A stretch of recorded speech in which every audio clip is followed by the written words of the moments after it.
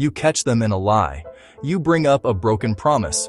Your heart is racing, but you have the facts. You confront them, and instead of answering your question, they look at you with a chilling, unnatural calmness and say, "Why are you getting so emotional?" Suddenly, the facts do not matter. The lie does not matter. You are scrambling to lower your voice, wipe your tears, and prove that you are rational. You end up apologizing for your tone, and they get away with the crime. You didn't just lose an argument, you were just subjected to tone policing. Welcome to the Shadow Script.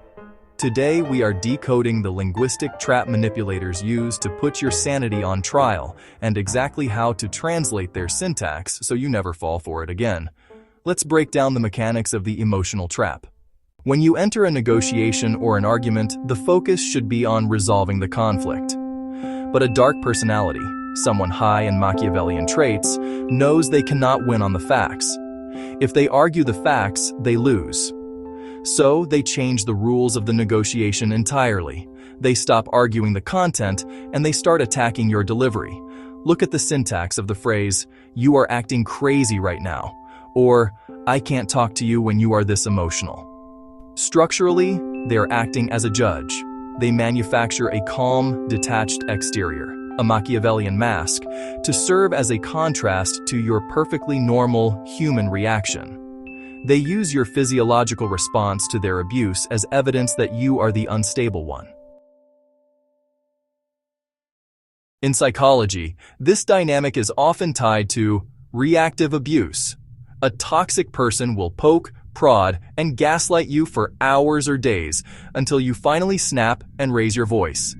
The exact second you react, they point the finger and say, "Look at how unstable you are." They weaponize your tone to invalidate your reality. The hidden linguistic presupposition is this: because you are emotional, your argument is automatically false, and my calm behavior means I am right. But calmness is not the same thing as innocence. A psychopath can lie to your face without their heart rate ever going up. This tactic creates an incredibly dangerous cognitive loop. You become so obsessed with managing your tone, curating your words, and suppressing your natural emotions that you forget what you were even fighting for. You become a prisoner of your own delivery. So how do you defeat tone policing? How do you disarm a manipulator who is using your own humanity against you? You do it through linguistic defiance. You must forcefully separate the facts from the feelings. When they deploy the phrase, "Why are you getting so angry?" they want you to take the bait. They want you to say, "I'm not angry," so they can reply, "You're literally screaming right now."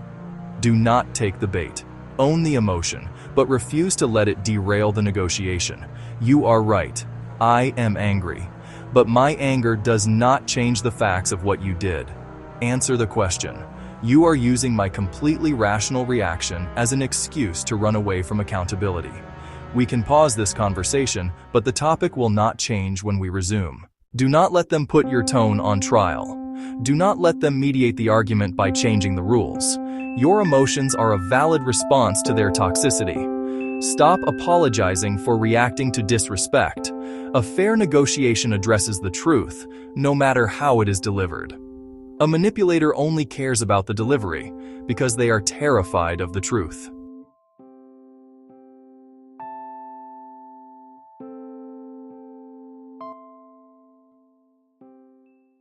This is the Shadow Script.